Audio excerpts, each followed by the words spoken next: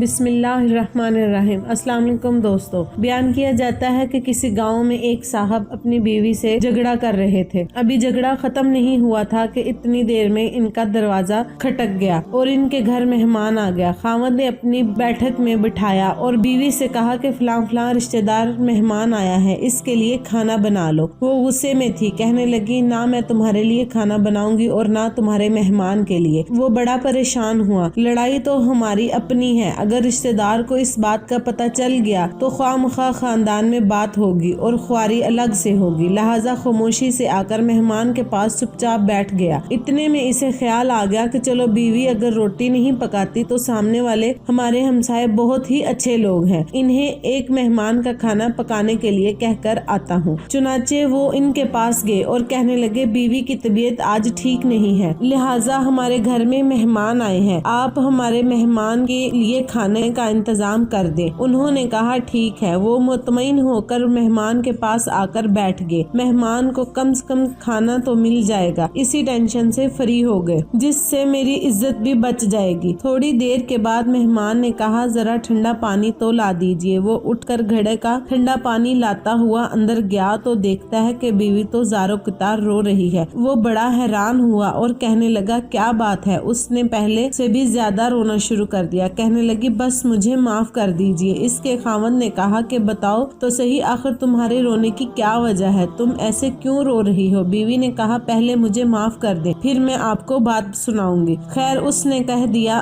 جو لڑائی جھگڑا ہوا ہے میں نے دل سے نکال دیا اور تمہیں معاف کر دیا۔ پھر وہ کہنے لگی جب آپ نے آ کر مہمان کے بارے میں بتایا اور میں نے کہہ دیا کہ نہ تمہارے لیے کچھ پکاؤں گی اور نہ ہی تمہارے مہمان کے لیے کچھ پکاؤں گی تو یہ کہہ کر آپ چلے گئے، مگر میں نے دل میں سوچا کہ لڑائی تو آپ کی اور میری ہے اور یہ مہمان رشتہ دار اس کے اندر کہاں شامل ہو گئے، ہمیں اس کے سامنے اپنے جھگڑے کے پول کو نہیں کھولنا چاہیے۔ چنانچہ میں اٹھی کہ کھانا بناتی ہوں۔ جب میں باورچی خانے میں گئی تو میں نے دیکھا جس بالٹی میں ہم آٹا ڈالتے ہیں اس کے پاس ایک سفید لباس والا شخص کھڑا ہوا تھا، اس بالٹی سے آٹا نکال رہا تھا۔ میں یہ منظر دیکھ کر سہم سی گئی۔ وہ مجھے کہنے لگا اے خاتون پریشان نہ ہو، یہ تمہارے مہمان کا حصہ تھا جو تمہارے آٹے میں شامل تھا۔ جب آپ کے گھر مہمان آیا تو اللہ پاک نے یہ آٹا آپ کے آٹے میں شامل کر دیا تاکہ آپ کے گھر مہمان آئے اور یہ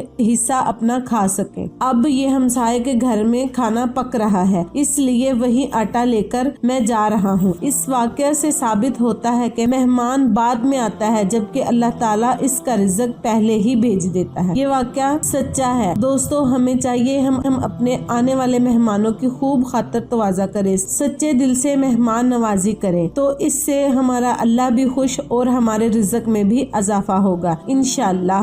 جزاک اللہ۔